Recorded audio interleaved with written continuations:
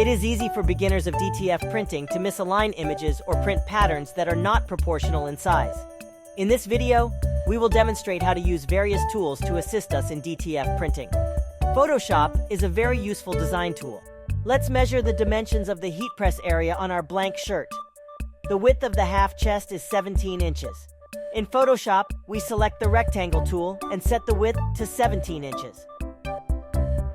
The length from the neck to the body hem is 21.5 inches, so we set the height of the rectangle to 21.5 inches.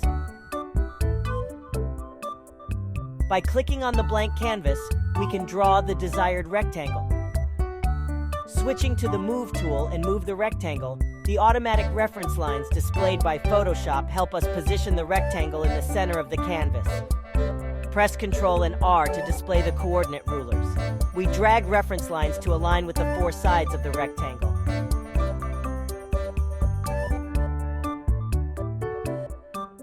The rectangle is not needed now. Hide it up. We select the shirt layer and press Ctrl and T to enter the editing mode. Hold the Shift button. We then fit the shirt template image into this rectangular area. Our design pattern will be placed somewhere within this area, such as the top left corner or the center position. I'm going to print a pattern of 30 centimeters wide. Before pressing it on the garment, let's preview it on T-shirt template in Photoshop. Right-click on the rulers to switch the metric unit. The origin of the coordinate ruler is the top left corner of the canvas. We can directly drag a guide by pulling it from the coordinate, or create a new vertical guide. Go up to View and drop down to New Guide. That's going to open up a little dialog box. Select the vertical and set position to 30 centimeters. Adjust the size of the image based on this guide. Taking center symmetry as an example, press Ctrl and up or down arrow to fine-tune the position of the pattern until we are satisfied with its placement. Press Ctrl and H to hide all the reference lines so we can preview the t-shirt better. Next step, we need to measure the placement of the design image on the garment. Let's locate the top point of the shoulder lines on the t-shirt as a reference. Then, using a specialized ruler for shirt design, measure the central point and make a mark with a fadeable pen. Different styles of garments have corresponding rulers.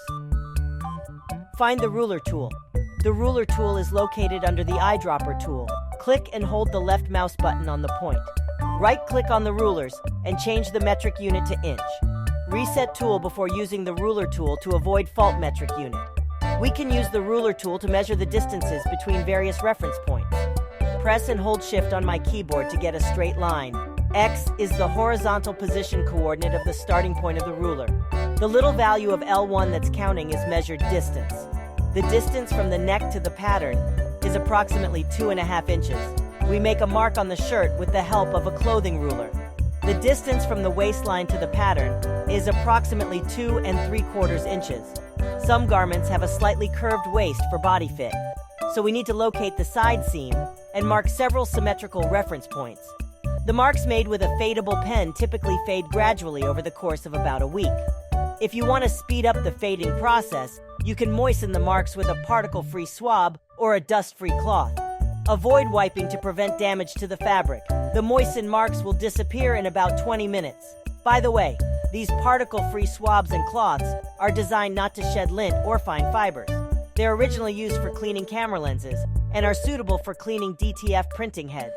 If the fadeable pen does not show up well on darker fabrics, you can use heat-resistant tape as a substitute. This type of tape can withstand the temperature of the heat press machine easily. The next tool is the heat press pillow. If your garment fabric is thick, we can place the pillow inside the marked garment. It allows thick seams, zippers, buttons, pockets, collars, or necklines to be absorbed into the pillow so that you can get an even pressure to heat press. We need to use Teflon sheet when heat pressing. It protects the transfer, prevents scorch mark, and avoid PET film sticking to the heat press platen due to high temperature. So these are the tools we use when heat pressing clothes.